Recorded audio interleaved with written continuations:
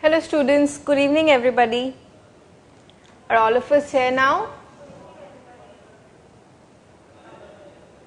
Okay, I think we have Shillong Center joining us. Which are the other centers that we have today? Can you just let me know how you all are doing in the chat box so we'll know who all are with us today?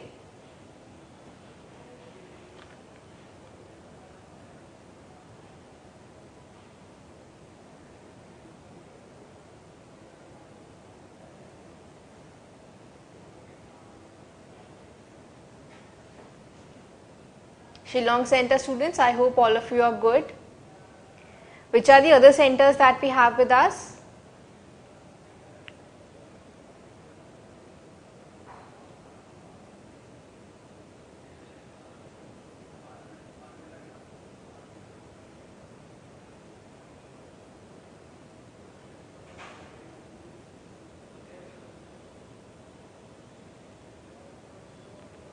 Okay, Shillong students, what do you remember studying in the last class? Can you quickly tell me what you studied in the last class?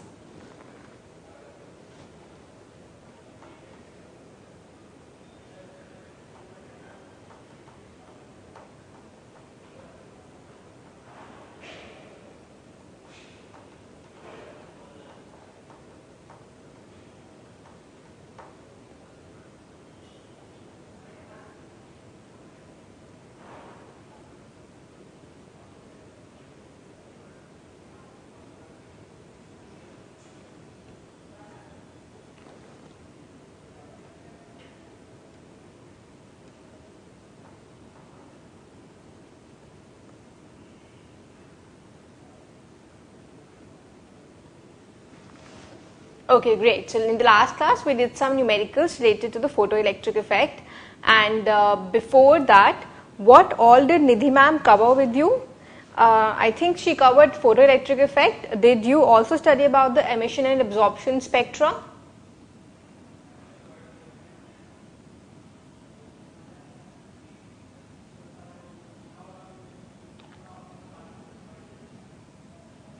Okay, so you did not study about the emission and absorption spectra.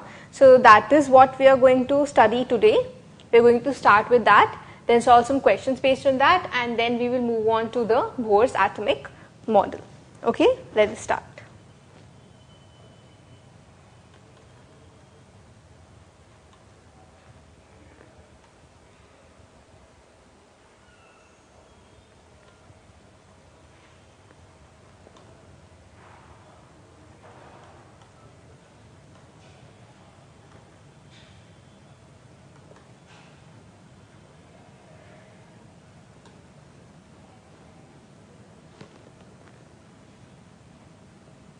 Okay, so we are going to study about emission and absorption spectra today. Where does this word spectra comes from? If you recall, this comes from the word spectrum. Okay, and I'm sure you must have studied this in your earlier classes as well as in this chapter also about the electromagnetic spectrum.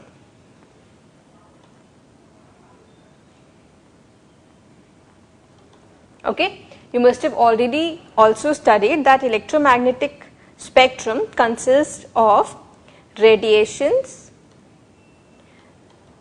of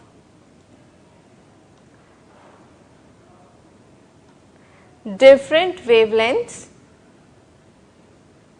and frequencies.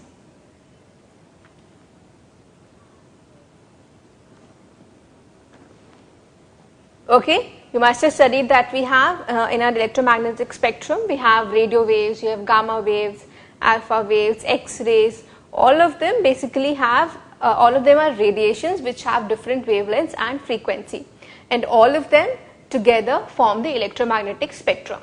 Okay, this you have studied. Quickly tell me yes or no if you're aware of this or not.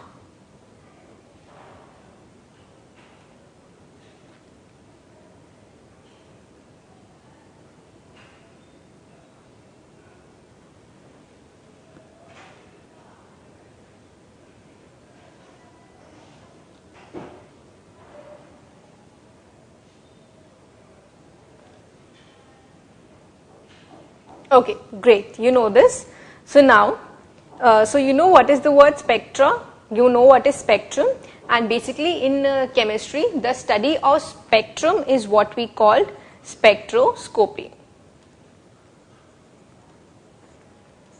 And the instrument which we use to study this is called a spectroscope. Okay, the study of spectroscope in detail is not in the syllabus. It actually comes in the undergraduate and even the masters when you study masters in chemistry. But in this class, we're just going to discuss more about the emission and the absorption spectra and how we observe it using a spectroscope broadly. Okay, we're not going to go into the details of it, only broadly.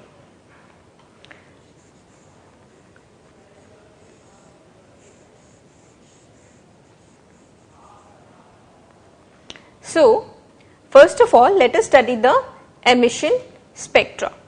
As the name suggests, emission means when any object is emitting something, okay, or it is giving out something.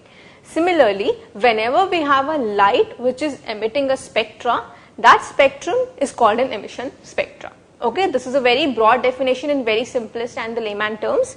So, emission spectra is whenever a light emits any spectra from it. So, if I have to define it, it can be defined as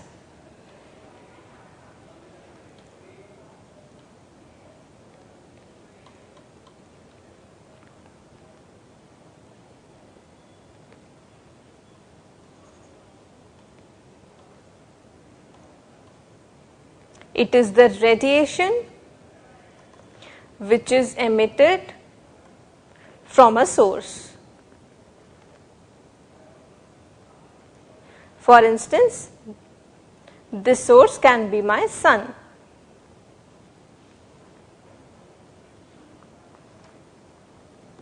Okay, and how we actually observe this spectra in real life is, let us say that I have my sun.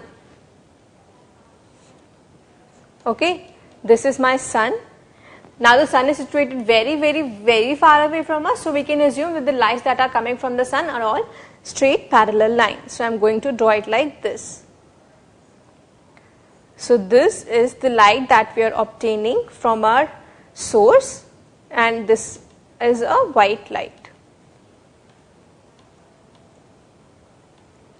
This is a small slit that we have, and it is basically converting all of this into a small beam. So the beam that we get, we fall the beam on a prism. And this prism, as you all must be knowing, it splits our light into different spectra. Okay, you must have studied this in your class 10th also when you were studying the chapter light or human eye. Our prism splits our white light into the entire spectrum, and you can observe it using a plate here. Okay, a plate is basically a screen sort of a thing. It can be of any color, whichever color allows us to see most of the colors present in the spectrum. We choose it in this way, and this is called a photographic plate. In very simplest of terms, it is a screen. So these fall on here and so on. So this is how we observe emission spectra. Okay, this is the emission spectrum of white light. Now as you can see here that this spectrum is continuous in nature. Okay, by continuous I mean that let's say you have your first color, which is your red. After that you have your orange color, yellow, green, blue, indigo and violet. Okay, Vibgyor. So what we mean by continuous is, after your red we have your orange. This means there is no finite gap that you have between your red and orange. Okay, if you've seen a rainbow, or if you conducted this experiment with a prism in your earlier classes, you must have seen that when you get this spectra from a prism on a screen, all of the colors are sort of merged together. This means you have your red, then your red starts to get lighter and lighter and lighter, and then orange comes in. So you have then orange coming up. Similarly, then your orange starts getting lighter and lighter and you have your yellow coming up. So it is a sort of a continuous patch of colors that you get. There is no gap or any distance between any two distinct colors, and therefore this kind of a spectrum is what we call a continuous spectrum. Okay, so this is a continuous emission spectrum. However, there is one more kind of spectrum that we can obtain emission only, which we call line spectrum. Line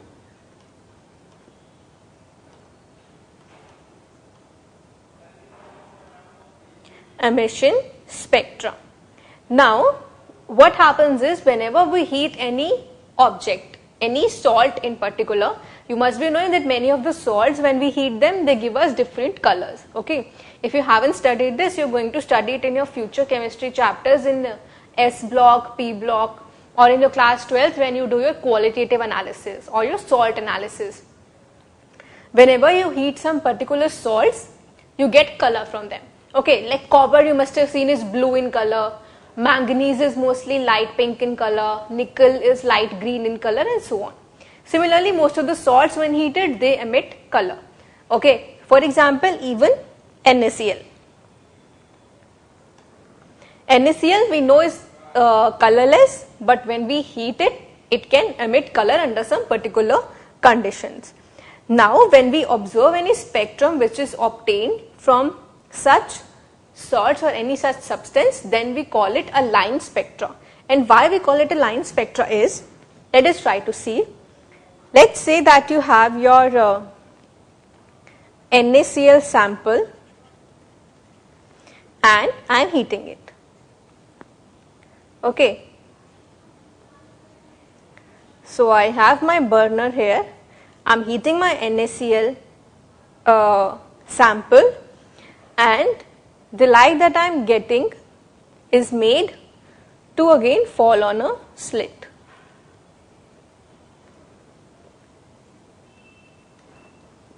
Okay, on the slit I am making my light fall, which converts it into a beam, and now I am making this beam fall on my prism.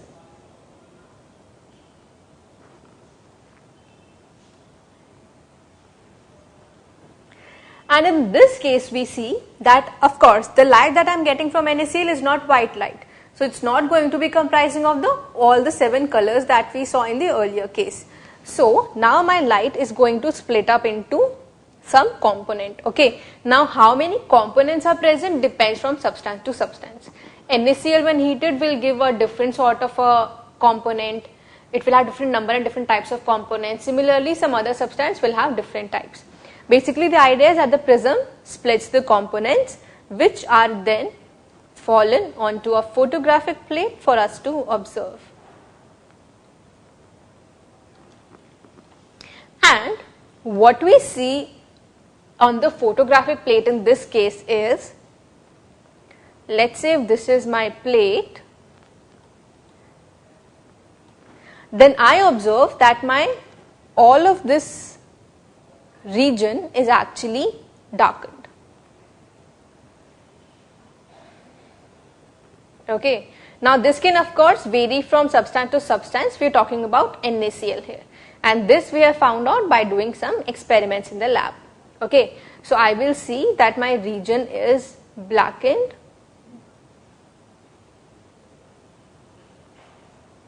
and I see some lines here. In the case of NaCl, we see 2 lines, and when we have measured it, we have found out that they are of the wavelength 5896 angstroms and 5890 angstroms. Okay, you need not remember these values; they will not be asked. I am just writing it down for just to be on the safe side. Okay, so these are the 2 lines that we got. There were 2 yellow lines. So this sort of a spectra is called a line spectra. Okay, we are getting a lines here. It's not continuous, so we say this is a line emission spectra. And why did we observe this line emission spectrum? Because our object, which was the NaCl in this case, actually when it was heated, it comprised of only two types of radiations corresponding to 5896 angstrom and 5890 angstroms. Unlike our sunlight, which actually had radiations of all the visible spectrum that we saw. Okay, so in this case, we say that we receive a line emission spectra. Okay, is everything clear till this point, students?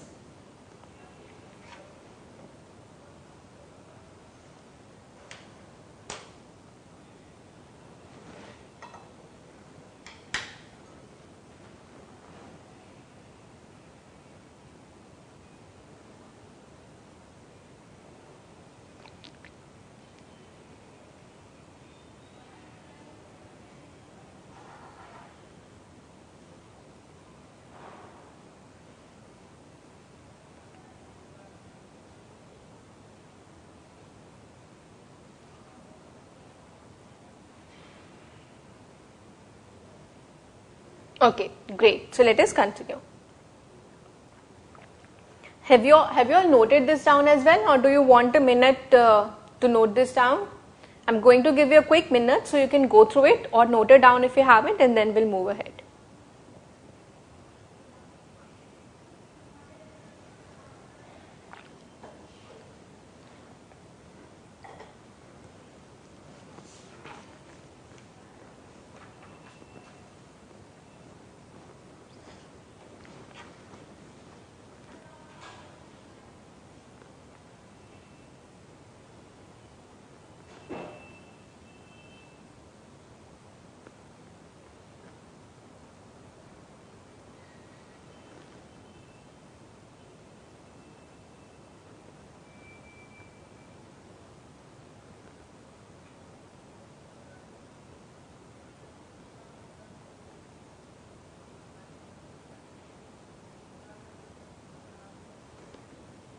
Okay, great. Let us move ahead.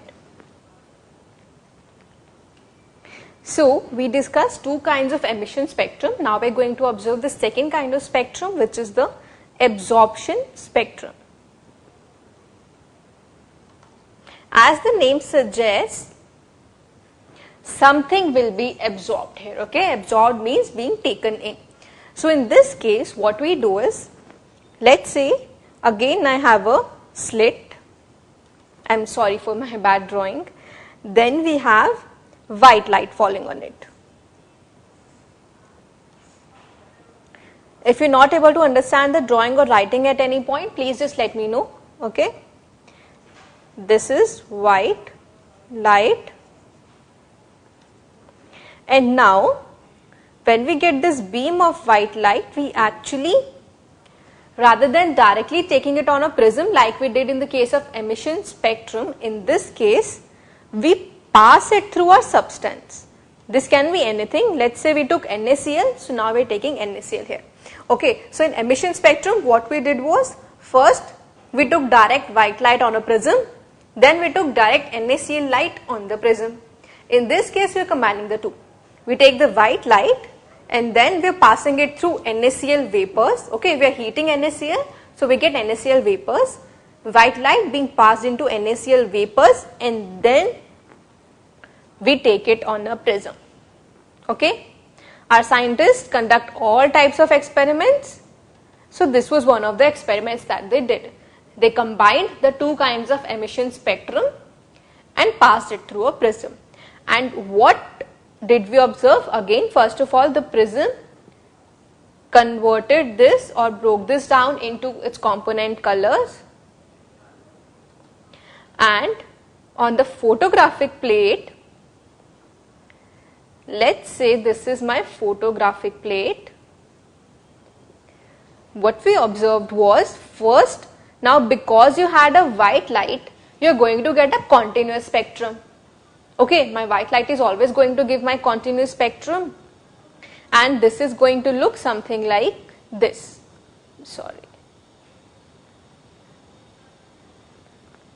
I'm going to have my red first, then I'm going to have my orange, Similarly, yellow,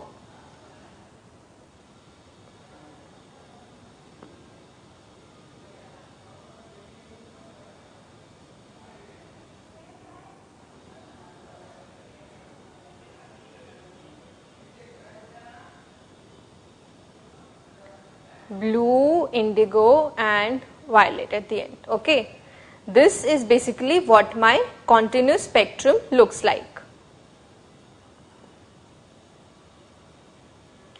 I get continuous spectrum on the photographic plate, but now this spectrum is because of my white light. We also have this NaCl component in our system. So what will happen is, when I fall my white light on NaCl, NaCl is going to absorb some of it. Okay, every substance that we know in nature has some amount of absorbing capability.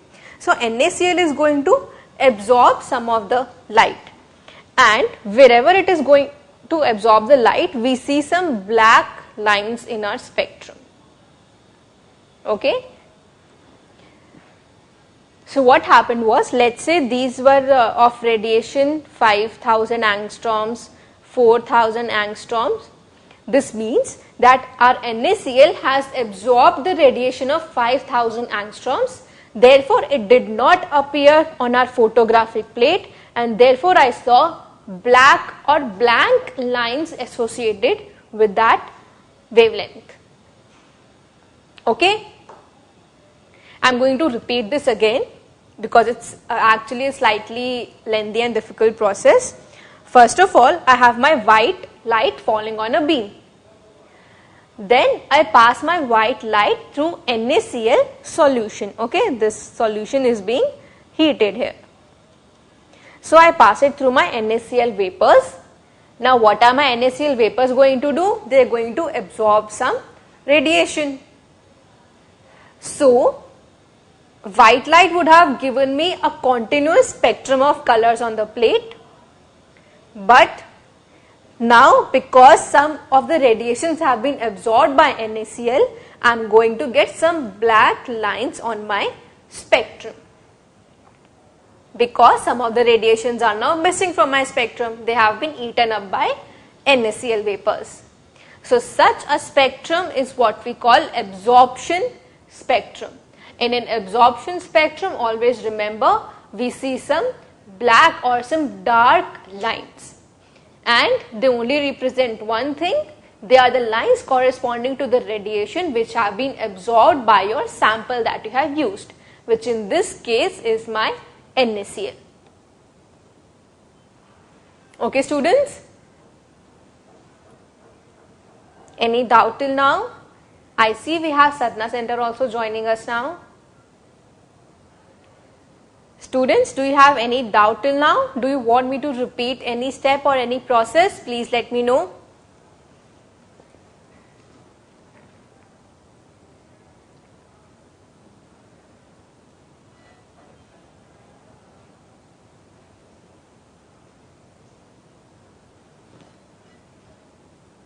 Okay, great. I am going to give you one quick minute to note this down and also write down the process if you want. I think you should.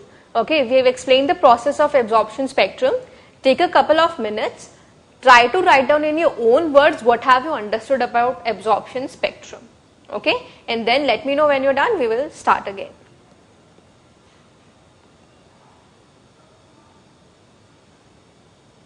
Satna Center, I see you have just joined. We are studying about emission and absorption spectrum.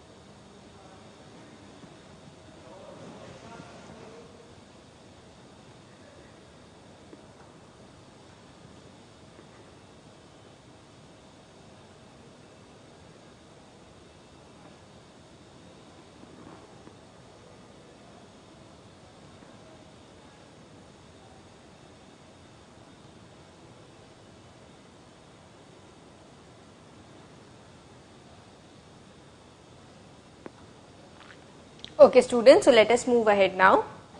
We have understood emission and absorption spectrum. So as we talked about that every substance like NaCl that we took here, similarly every substance will absorb different kinds of radiation. Okay, and this property is actually unique to each and every substance that we have in nature. All the compounds that I have, be it ethanol, propanol, propanol, ethanoic acid, propanoic acid, or whatever complex compound that I have, will absorb a different kind of radiation. So therefore I will get a specific different or a unique photographic plate or the spectrum for each of them. And this is actually what is spectroscopy. What our scientists do and how they utilize this absorption spectrum is to determine any unknown compound which is formed. So in the inorganic chemistry labs, what happens is whenever we conduct any reaction, how do you think we know what product is formed? Okay, there are some tests to know which product is formed, like which group I have. If you've done some salt analysis in your 11th or 11th class, or if you did it in your 10th class, I'm not sure. We have some specific tests to determine the groups. Let's say if I have alcohol, I will have a test. Like if I put any substance A, it will give me an orange color. So I know it's an alcohol. Similarly, there are different tests for aldehyde group, ketone group, carboxylic acid group, ether, ester, all of the other groups. But in chemistry labs, sometimes we get very complex compounds. You can have a compound which can have your alcohol group as well, aldehyde as well, ketone as well, or you can also have a very long chain carbon atom, very long chain carbon compound. Okay, we actually don't have any tests that tell us how many number of carbon atoms you have in a compound. So spectroscopy or this absorption spectrum is where this comes in the picture. By taking this spectrum or the absorption spectrum of any compound that we have, our scientists can tell us which is the compound that we have. Okay, so this is the practical application or the very important use of spectroscopy that we have in real life. So now that you have studied both of them, one more question that comes in the exams, or one more thing which you should know, is the difference between emission and absorption spectrum. Okay, it's actually one of the very major questions that comes up.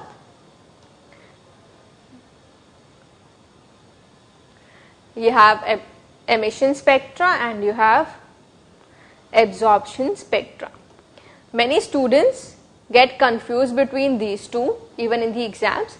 So it is important for us to differentiate between both of them. You can also be asked some questions related to these in the exam. So let us see what are the differences between both of them. First point, as we saw, that the emission spectrum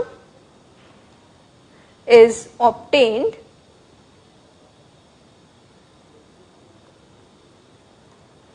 when radiation from the source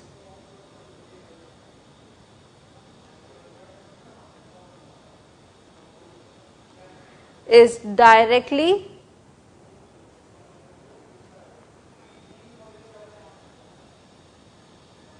analyzed in spectroscope. Okay, so here we took photographic plate. In the lab we take a spectroscope. So whatever spectrum we get is directly analyzed by the spectroscope. An absorption spectrum, on the other hand, is obtained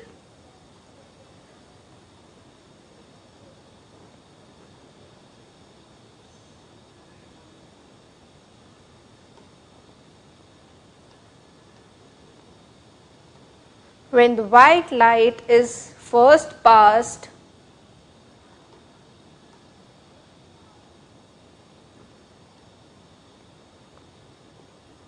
through the substance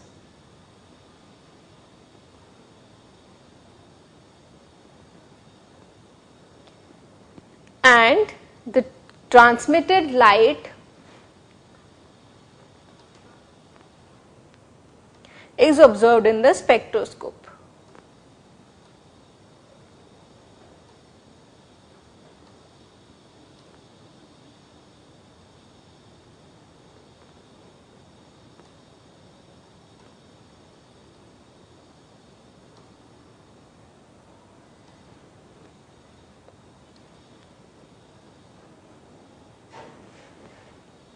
Okay, so this is the basic difference between emission and absorption spectra, which is based on the process of obtaining them. Now, can Satna Center and Shillong Center students, can you now tell me one more difference between both of them?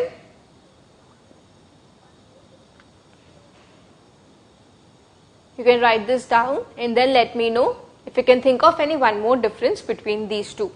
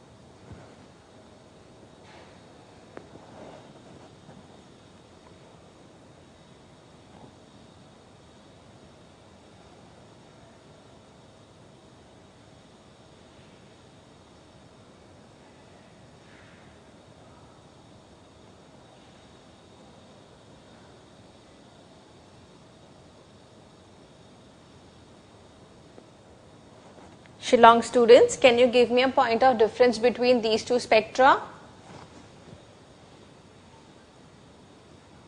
Same is with Satna Center. I know you joined a little late. I hope you are trying to follow up with what we have been studying.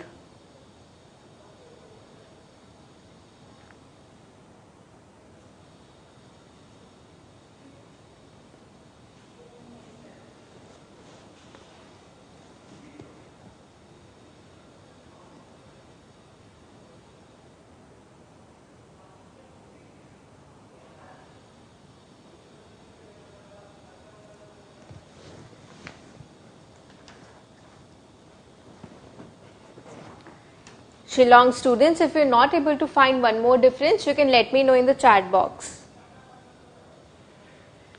If you know the difference, well and good.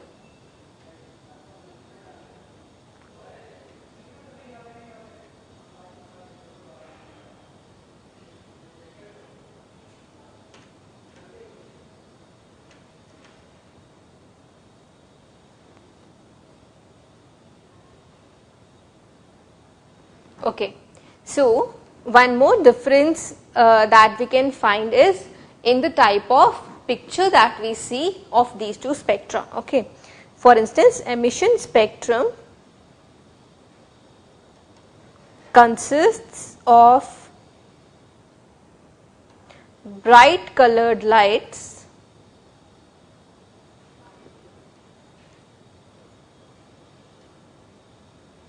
separated by dark spaces.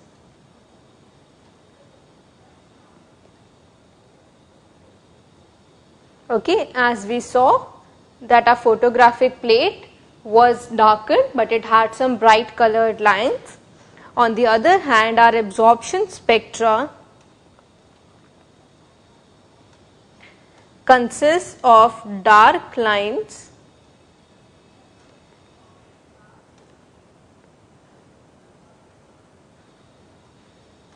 in an otherwise continuous spectra.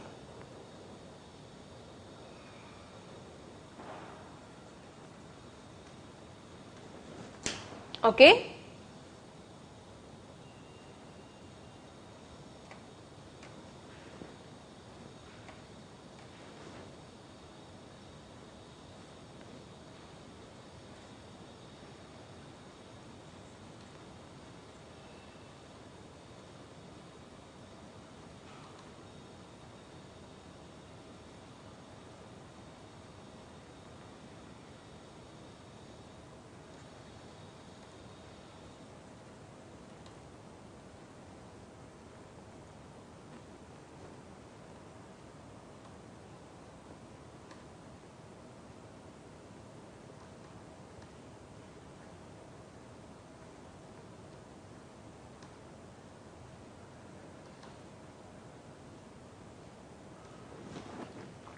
One more point of difference is that your emission spectrum can be continuous or discontinuous. Okay, as we saw with white light, your spectrum will be continuous.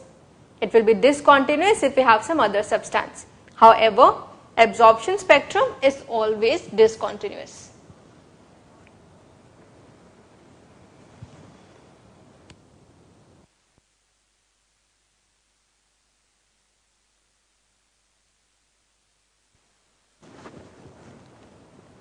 Students, let me know when you're done with this.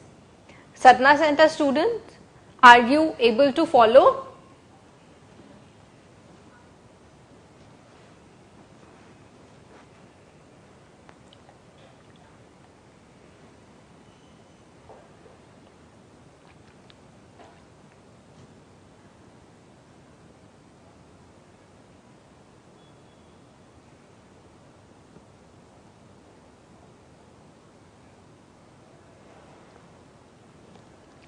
Okay, great. Sadhana Center, how many students are present in your class today?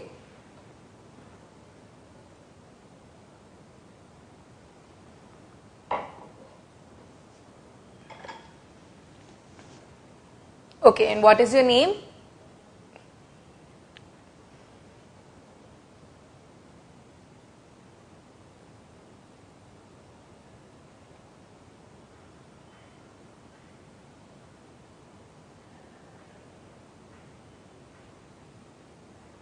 Jia, okay.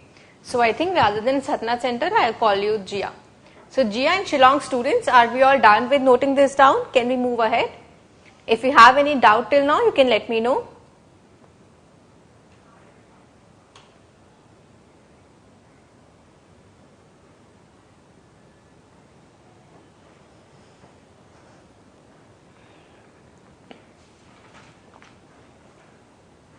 Okay, so moving ahead. Now, as I told you that for every substance that we have, we get a unique spectra on the spectroscope or on the photographic plate.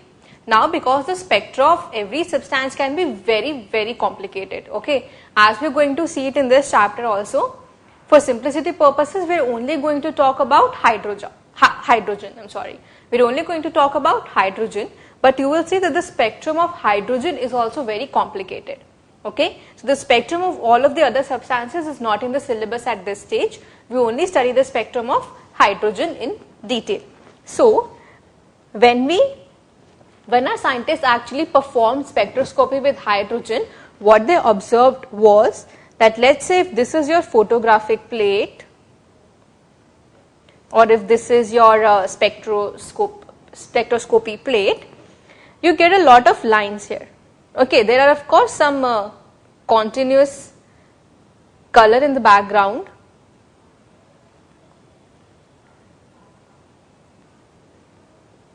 I'm sorry, let me just draw it a little neatly.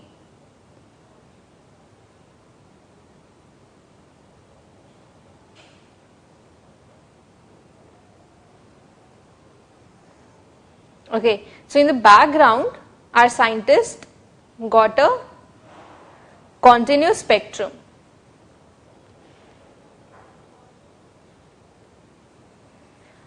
The colors, I'm just using random colors. This is basically just to give the idea that you have a random continuous spectrum.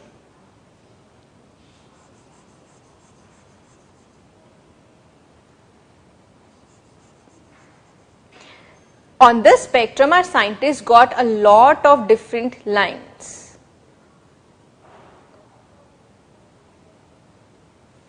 And they found that the lines were actually sort of grouped together. So this means that I had some lines here, then there was some gap, and then I had some lines again grouped together, then again grouped together, and so on. Okay. So what our scientists did was, they just to make the study of these lines simpler, they made groups of it and they named it. So the first series actually which lied in, we saw ultraviolet region. was called Lyman. This series is given the name Lyman. Similarly, the second series we saw lie in the visible region, and this was given the name Balmer. Okay, L is silent here, it's given the name Balmer. Rest of the series were found out to be in the infrared region, and these were given the name Bastian, then bracket, and the last one Fund. Okay, again P is silent here, it's called Fund. However, in our school, just to remember the spelling, we used to call it P Fund. That's not the correct way, but you can just remember it for the sake of it if you want. Okay, so these were the series that we obtained: Lyman, Balmer, Bastian, bracket and Fund.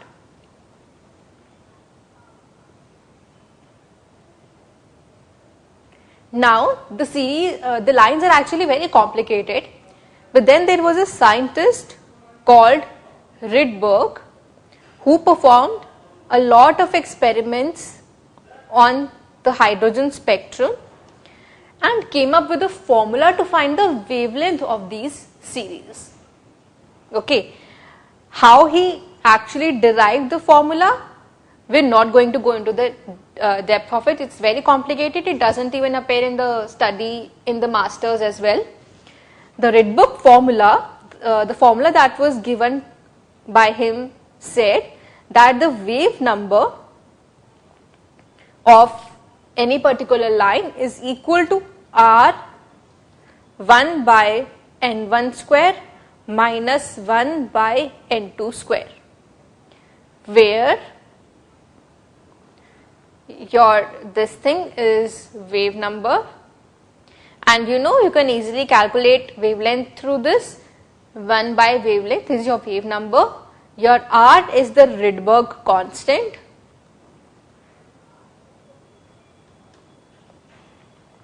and your N1 and N2 are actually whole numbers and they represent the number of shells. Okay, we are going to see this just in a couple of minutes as to how you calculate the number of shells. So, N1 and N2 are whole numbers. Rydberg constant also has a value which was of course given by Rydberg, and the value is 109,677 per centimeter, or 1.097 into 10 to the power 7 per meter.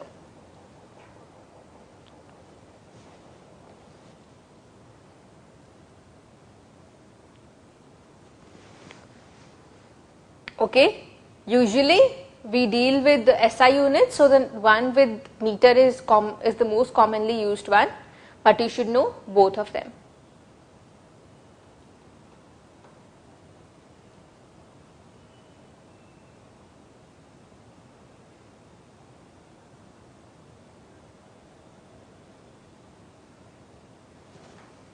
Okay, hydrogen, as you know, is the simplest substance or the simplest element that we have with the least number of electrons, proton and neutron, and still you see that it has such a complicated spectrum when we observe it. So now just imagine as to how complicated the spectrum would look like when you have a lot of different functional groups, carbon atoms, etc. in your compound. So our scientists have actually performed a lot of studies and have calculated and made a table which specifies the wavelength or the wave number of different functional groups. For instance, we know that if alcohol is in a group, what is the wavelength that we are going to get. Similarly, if an aldehyde is there, what is the wavelength that we are going to get, and so on. And this is how they come to know what is the compound that you have and what are the functional groups present in it. Okay students, do we have any doubt till this point?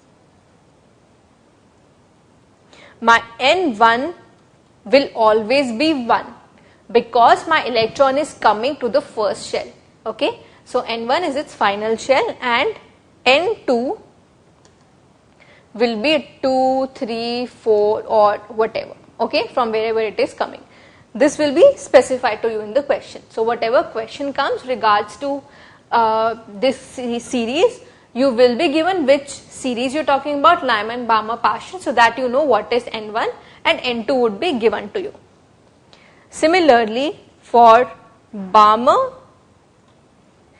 N1 is always 2 and N2 is 3, 4, 5 and so on. And so on for the other series. So this is what you have to remember. Lyman, N1 is 1, Balmer, N1 is 2 and similarly for all the series.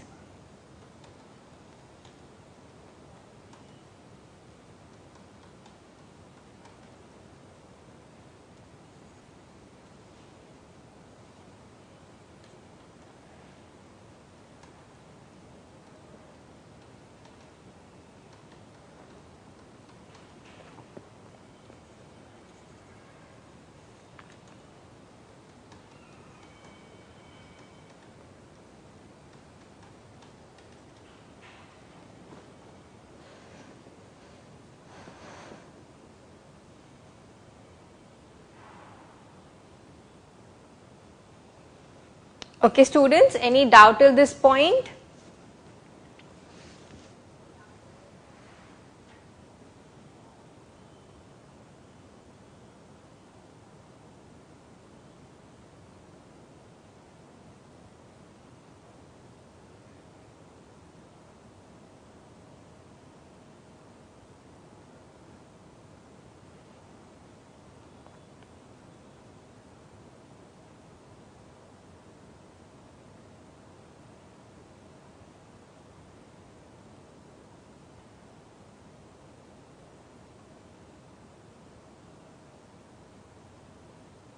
Shillong students, do you have any doubt till this point?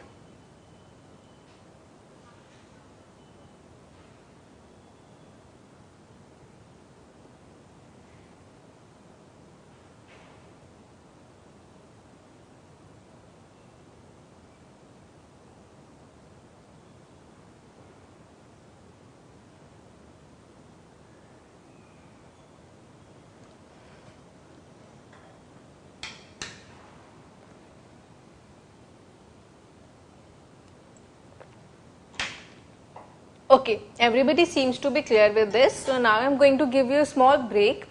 You can just go through what we have studied till now, see if you have any doubt, and also just refresh up quickly, drink water, have something, walk around, and then we will try to solve some questions based on this spectrum. Okay, so I will see you after 10 minutes.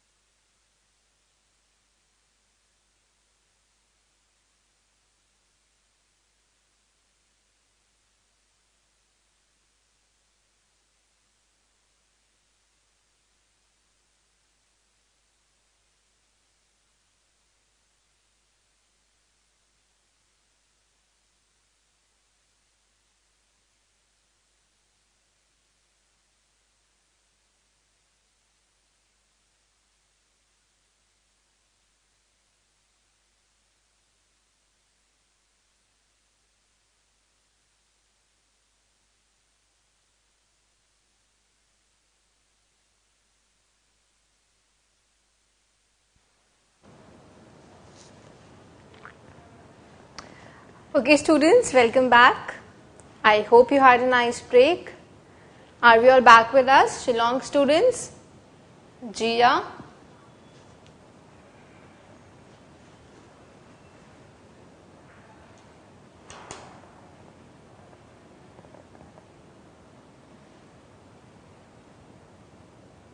Okay, so Shillong students have a doubt. They want to read about the Rydberg formula for hydrogen-like species again. Okay, so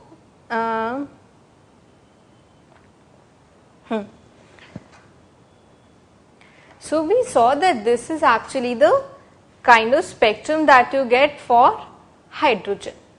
Okay, this is the spectrum that you get for hydrogen, and Rydberg had actually made a lot of calculations based on this spectra, and then he came up with this formula, which is called the Rydberg formula or the Rydberg equation for hydrogen.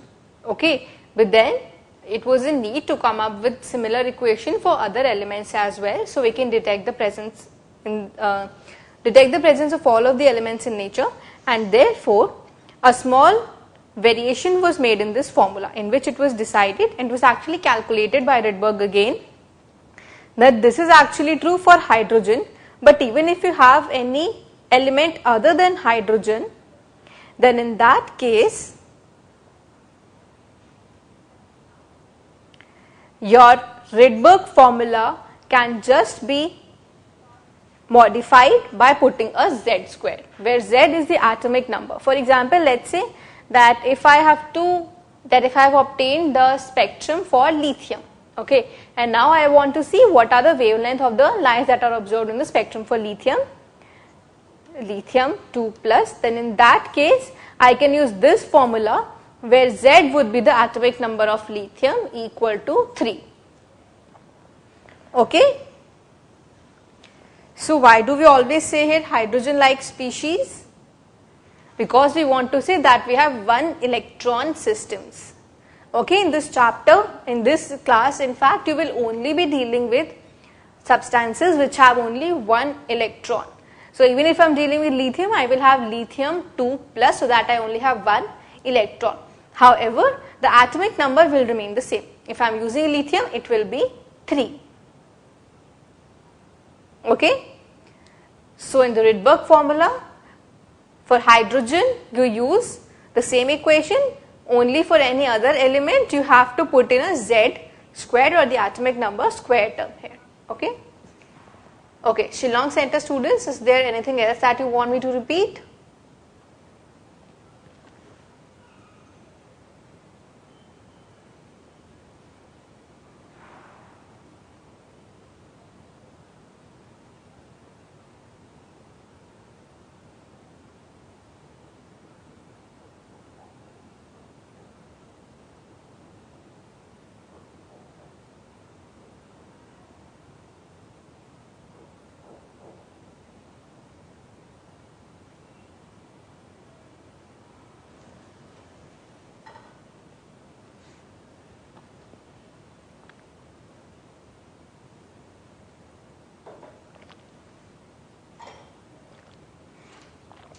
Okay, it is clear to everybody now, so let us move ahead.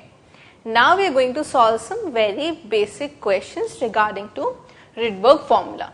Okay, these questions appear a lot in the exams. In fact, your board exams as well as all of your competitive exams like JEE, NEET, there are a lot of questions that come up from this topic, and all of these are very simple. As long as you remember the Rydberg formula and you plug in the value of N1, N2 correctly, and you do not make any silly mistakes in the calculations, you should be able to get the correct answer.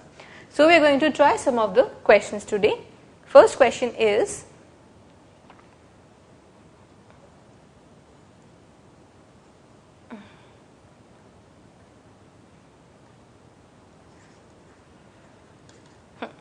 what are the frequency and wavelength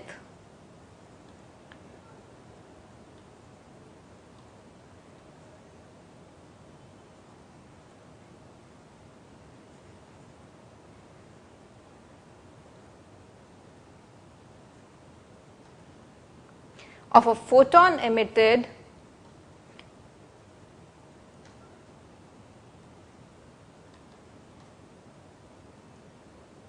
during a transition from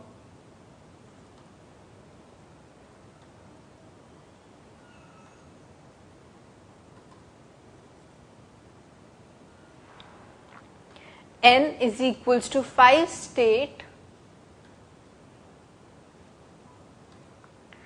to n is equals to 2 state in the hydrogen atom.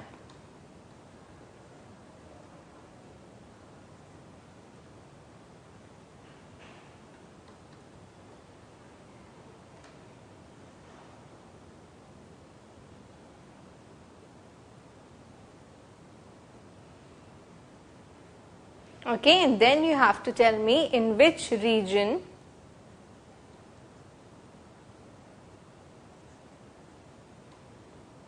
of the electromagnetic spectrum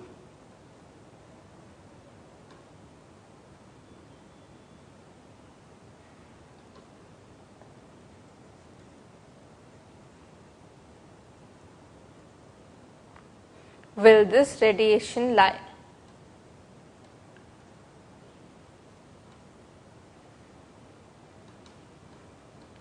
Okay, I hope this is clear to everybody.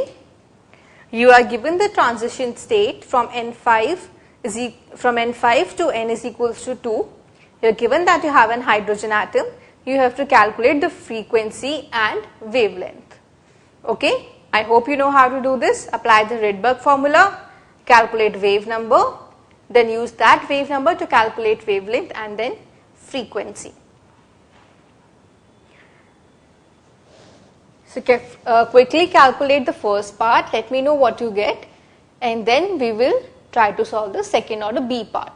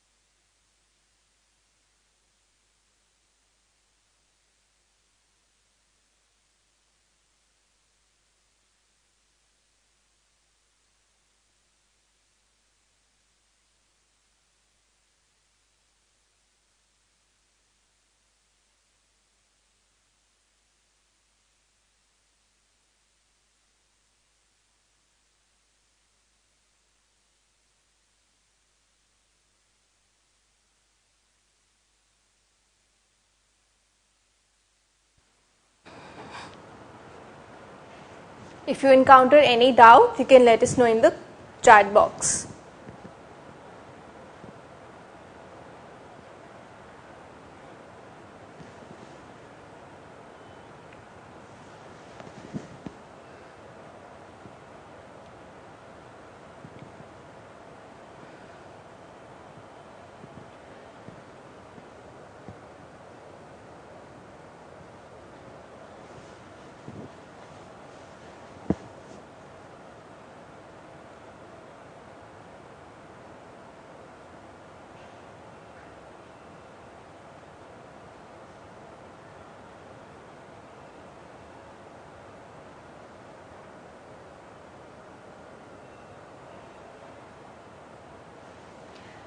Okay, GE and Shillong students, just to give you a hint, so in this case we discussed that your N1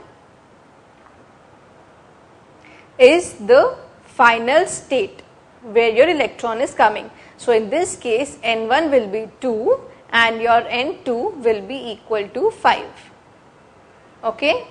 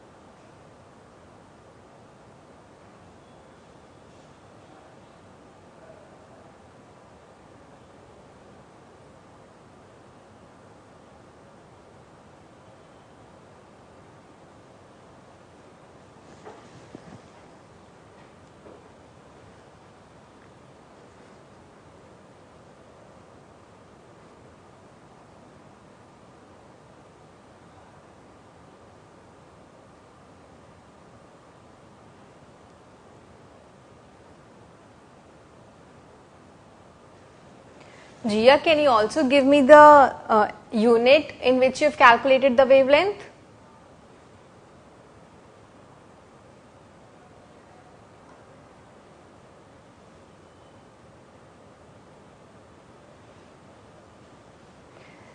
Students, in the questions of this topic, it is very important to ensure the unit in which you have calculated your wavelength, okay? Because if you calculate it in meters, it will have a different power of 10. If you calculate it in centimeters, it will have a different power of 10 and so on. Gia, I think your value that you have calculated is very close to the correct answer, but your power of 10 is slightly incorrect. Please check that again once.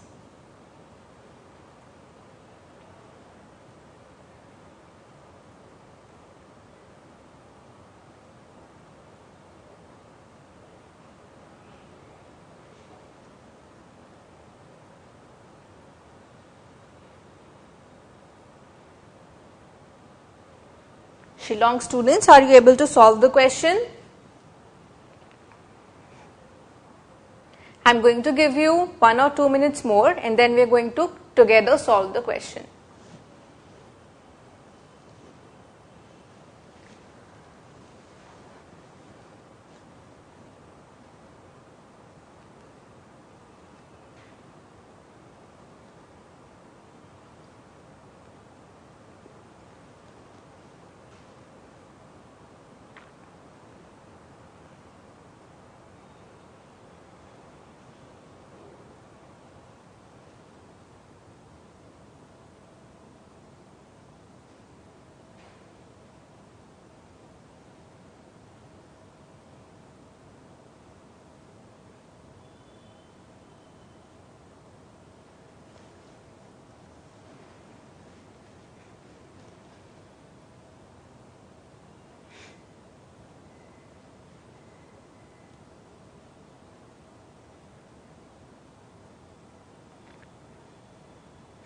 Gia, what is the value of wave number that you are getting?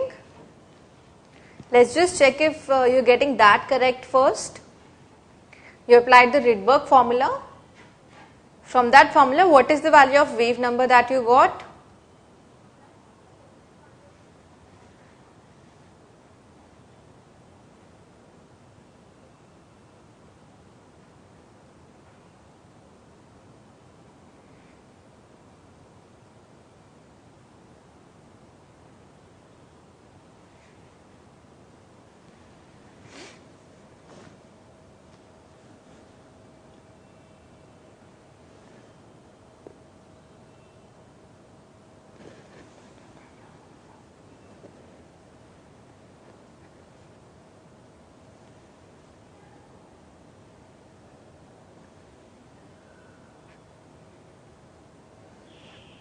Okay, and Gia, I am supposing this is in meters. So try calculating in centimeter once and let me know what is the answer in centimeter.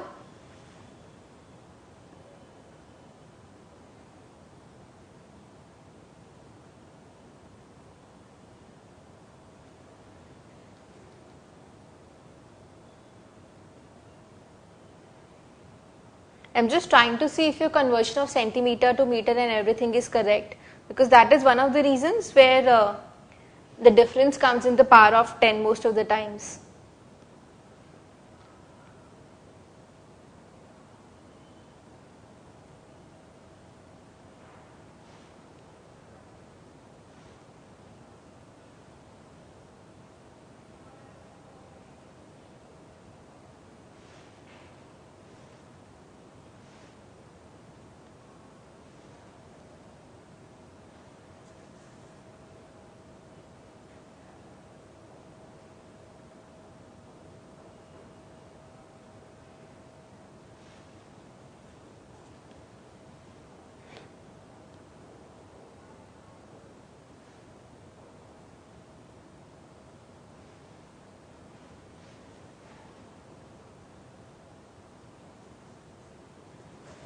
Okay students, I think we should now try solving this question together. Okay, Gia, I think you have understood the concept behind it. There is just some small mistake of the power of 10 that you must be making. So it's fine, let's just look at it together.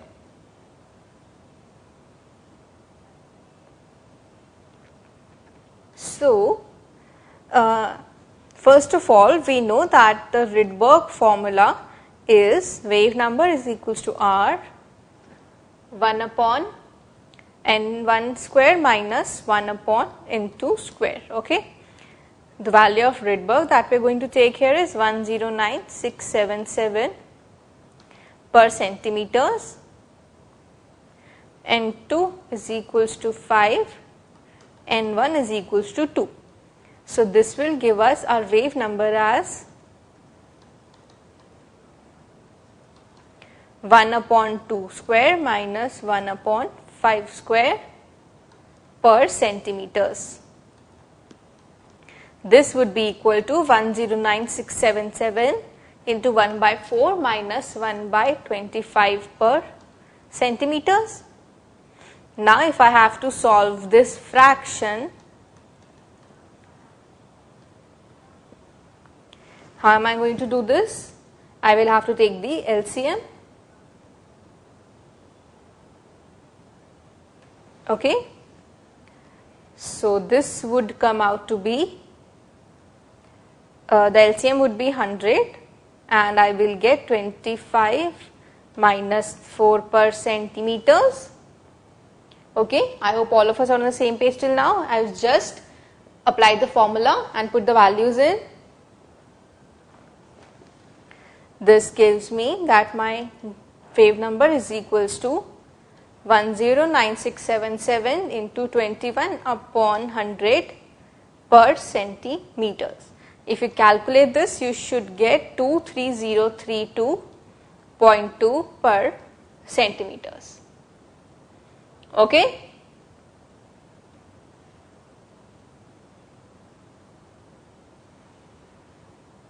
Now, I can calculate my wavelength from this. My wavelength will be equal to 1 upon wave number, which would be 1 upon 23032.2 per centimeters. This would be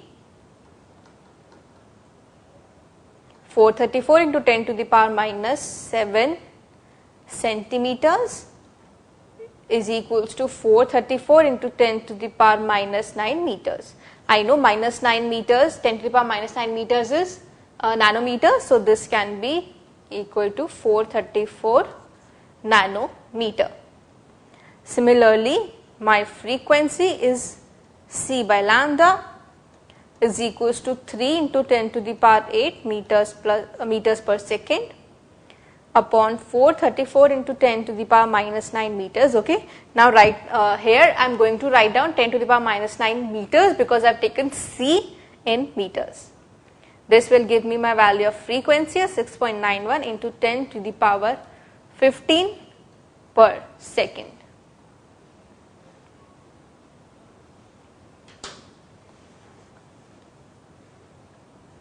Students, so it's basically less chemistry and slightly more of mathematics here. You have to put in values and do a lot of calculations. And only practice will make you better in such questions. It's normal to make a lot of errors while doing such calculations, especially in the powers of 10. So, it's okay to make those. With practice, it should be fine. Jia, have you understood now? Were you able to find where you made the mistake? And similarly, Shillong students, are you following?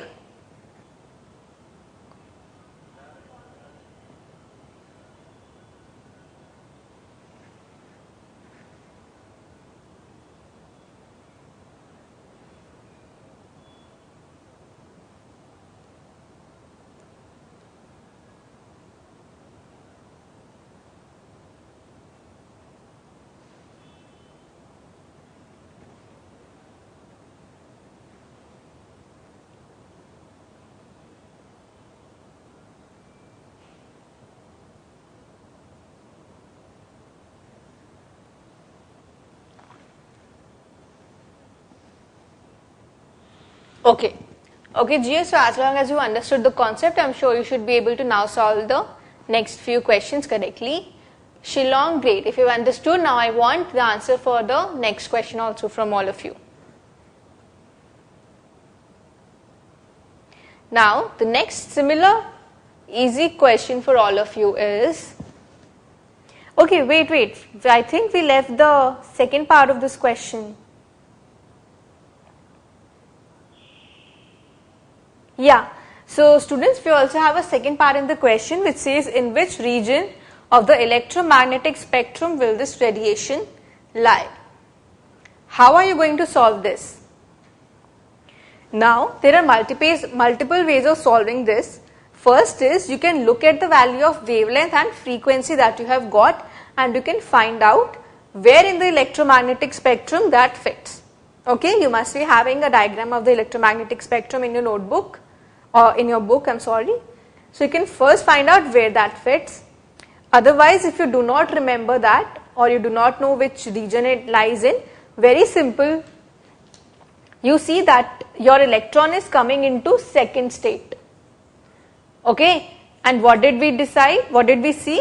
That whenever your electron comes in the second shell, or n is equals to 2, then it is Balmer series. Okay, and Balmer series, as we discussed, lies in the visible region of the electromagnetic spectrum. So therefore, the answer for this is visible region. Okay, students, I hope you've understood this. Multiple ways to do this. Either you see the value of your wavelength or frequency and find out where it fits in the electromagnetic spectrum, or otherwise just look at the value of N2 and N1 and then try to figure it out. Okay, great. Moving ahead, the next question .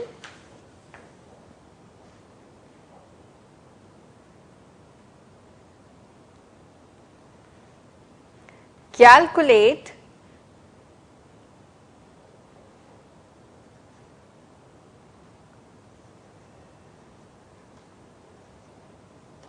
the wavelength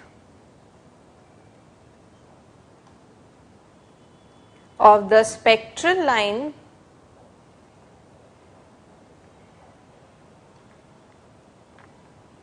obtained in the spectrum of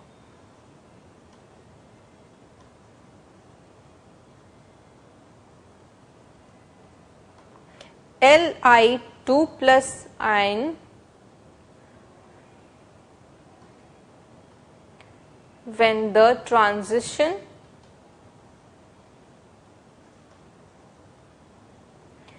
takes place between two levels whose sum is 4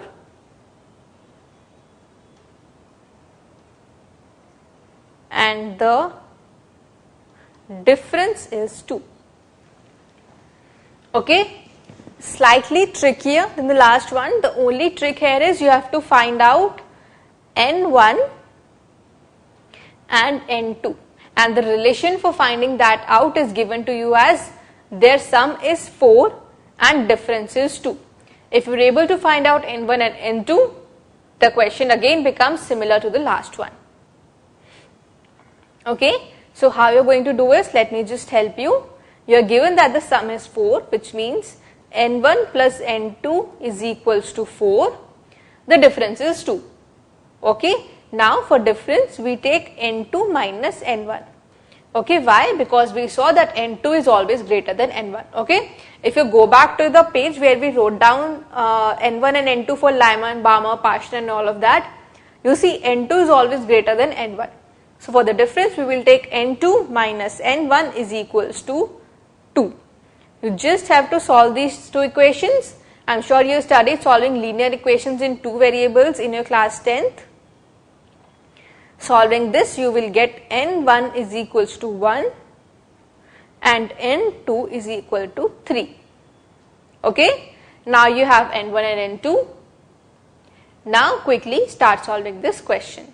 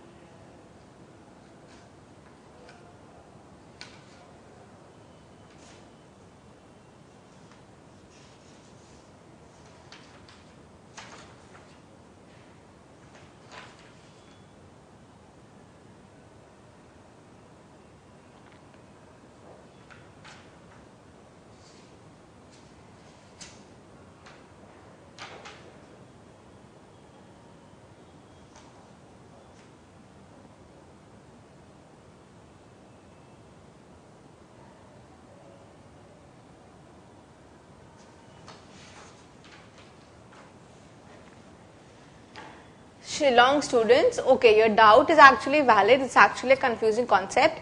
The value of Rydberg constant that you have given, that comes up when you calculate it in the units of joule, and joule is the unit of energy. So whenever we have to talk about Rydberg constant in terms of energy, then we take the value that you have written down.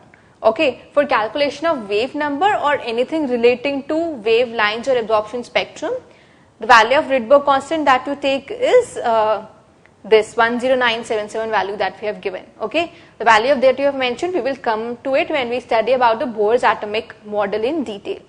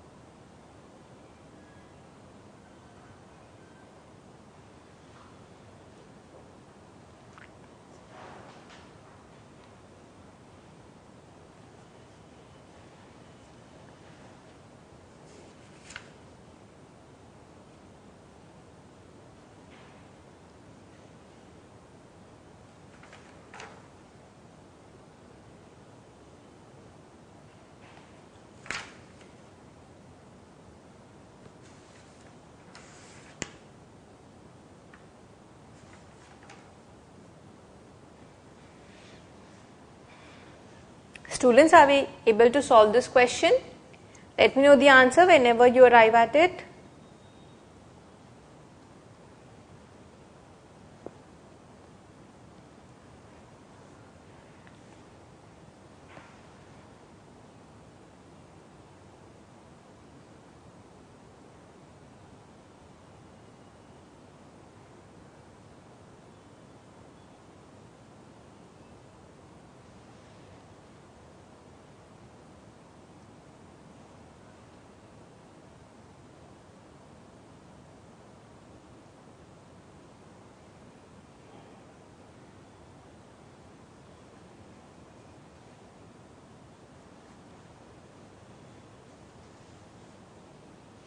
Okay, Jia, again you're very close to the correct answer. I think your only power of 10 has a mistake now. Please cross check once, although that is also very close to the correct answer. There's an error of plus minus 1.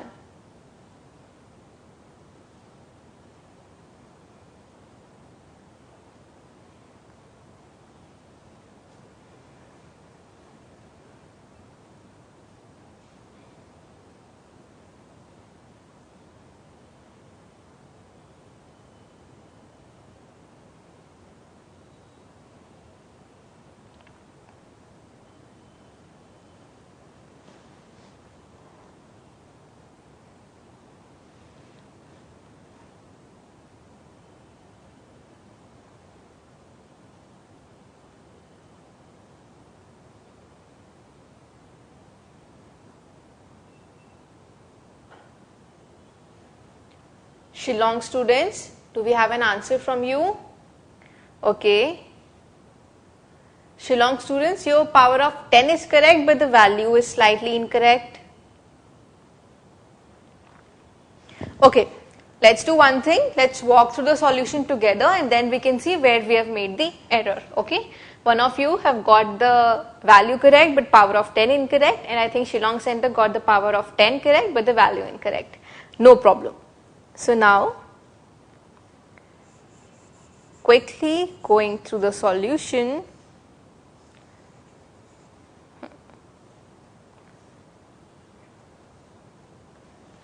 So what we arrived at was, we found out that N1 is equals to 1 and N2 is equals to 3. This implies that our wave number or 1 by wavelength is equals to R 1 by n1 square minus 1 by n2 square. Also students, since here you are given lithium and not hydrogen, you will have Z square coming into the picture. Okay. Shillong students, your value is incorrect. So I think this might be the reason you might have forgotten the value of Z. Okay. If not, please try to see where where you are making the error.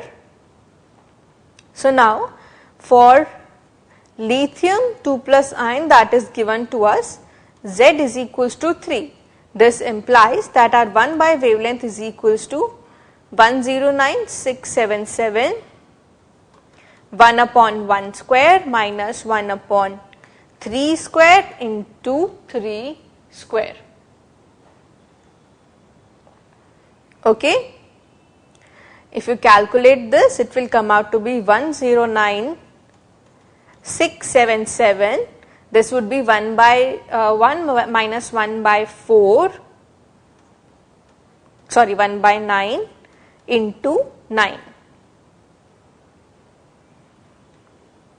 This is equal to 109677, LCM would be 9, 9 minus 1 into 9. This would get cancelled, is equals to 109677 into 8 per centimeters. So my lambda or wavelength would be equal to 1 upon 109677 into 8 equals to 1.14 into 10 to the power minus 6 centimeters. Okay. Students, please check where you are making the error. Jia, are you able to see now? Jia, please cross check and let me know why the error in your power of 10 came. And Shillong students, please again cross check your calculations once. I will also check my calculations to ensure that I am getting the correct value.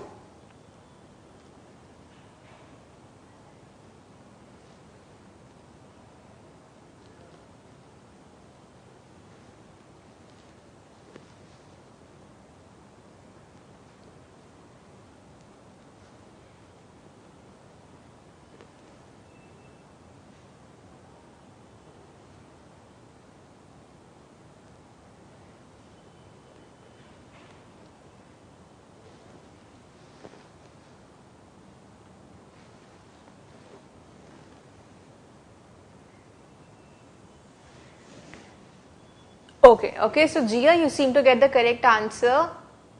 Okay, but I think Jia, you need to practice more questions since you're making this small silly mistake errors now and then. It's fine, at least you understood the concept. Just try more questions to avoid such silly mistakes. Shillong students, are you able to arrive at the correct answer now? Please also let me know what is the error that you made, Shillong students.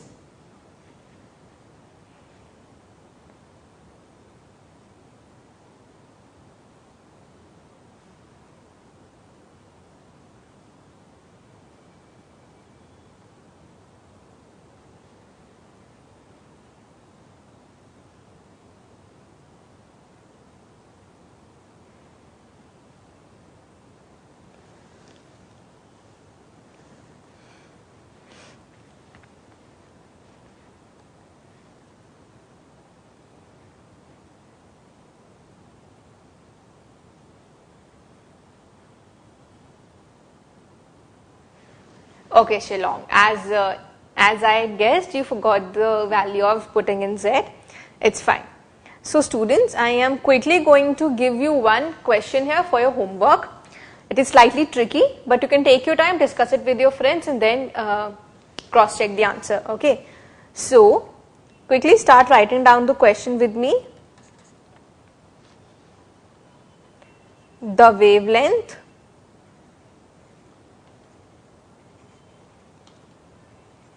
of the first line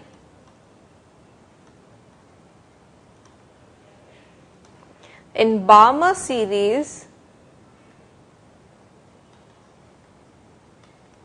is 656 nanometers. Calculate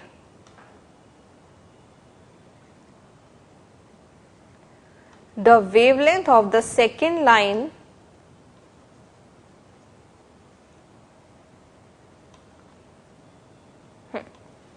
Calculate the wavelength of the second line.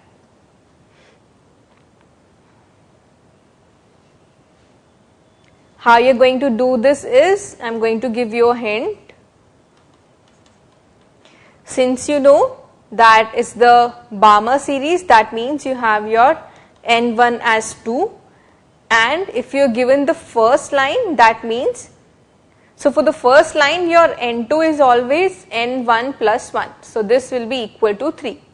You have your N1, N2, you are given the value of wavelength, you just plug in the value of all of these in the Rydberg constant and you should be able to find the answer.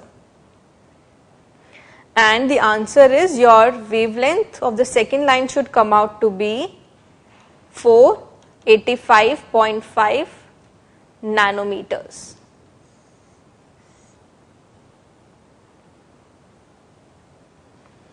Okay. Quickly note this down and the answer. I hope you will do this when you go back home or just after this class as well. Now, one thing that I want to quickly discuss with you is, we studied that the Rydberg formula says wave number is equals to R into 1 upon N1 square minus 1 upon N2 square, okay, and this is 1 upon wavelength. Now, whenever you are asked to find out the frequency, what will happen is, first you will find the wavelength and then the frequency from it using C is equals to nu lambda. But in this equation itself, we can replace the value of wave number in terms of frequency. Okay, so sometimes when I only asked about frequency, you can directly use this formula, which is frequency is equals to R 1 upon N1 square minus 1 upon N2 square. The formula is same, only the value of R changes here. When you are talking in terms of frequency, the value of R is 3.29 into 10 to the power 15 hertz. Okay, this is the value of R that you use, and this formula has been arrived at by a very simple procedure. You know that wave number is equals to 1 by lambda, and 1 by lambda is equals to nu by C. So this is equals to nu by C. This implies your nu is equals to wave number into C. So we have just put in the value of C here, multiplied it with the original value of R and got this. Okay, so please note this down as well. It will be useful for you when you have to only calculate the frequency.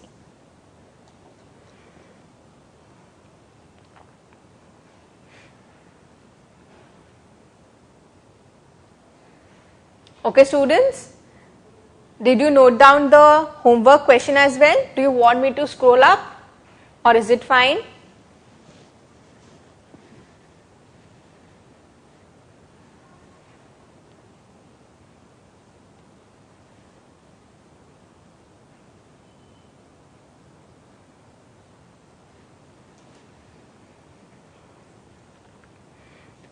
Okay Jia, great. You have noted this down. Shillong students, have you also noted down everything?